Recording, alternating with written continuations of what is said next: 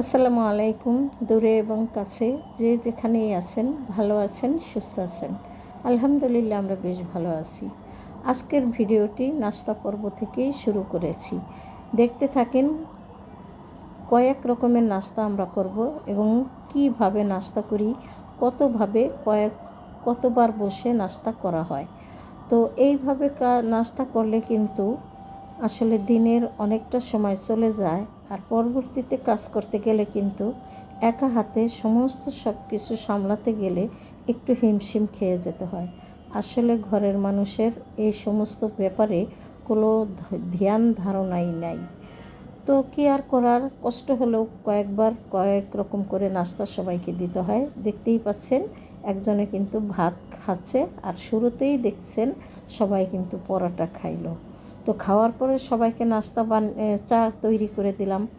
তো যারা পরোটা খেয়েছিল তাদেরকে চা দিয়ে আসলাম হাতে করে, আবার যে ভাত খাচ্ছিল তাকে আবার চা সামনে রেখেই চলে গেলাম আমি আমার কাজ করতে।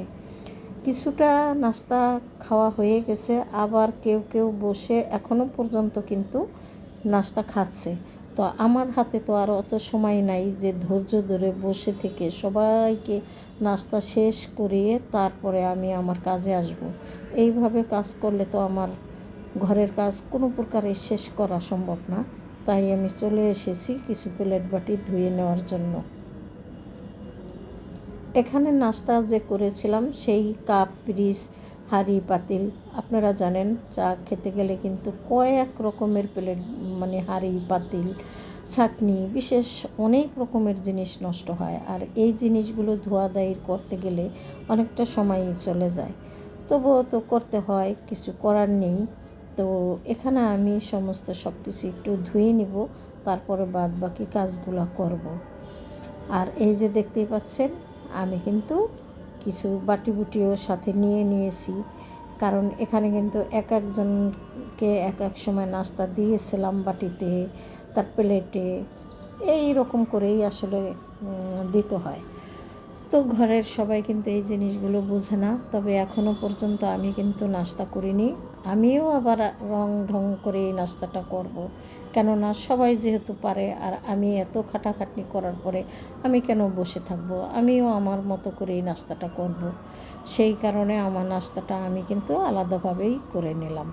তবে আজকে আমি একটু ভিন্নভাবে নাস্তাটা করার চেষ্টা করলাম, আর কি নাস্তা করি আপনাদের সাথে শেয়ার করব। যাই হোক, সময় আজকে যেহেতু চলেই গেছে, কিছু করার নেই। এই যে দেখতেই পাচ্ছেন, আমি কিন্তু আমার নাস্তা রেডি করে নিয়েছি। একটা ডিম পোস্ট নিয়েছি, খেজুরের গুড় দিয়ে পরোটা খাবো আমি। তারপরে আমার জন্য আমি 1 কাপ চাও করে খাবো। তবে আমার চাটা থাকবে দুধ চা, আমি রং চা খেতে পছন্দই করি না, কিন্তু কিছু করার নাই।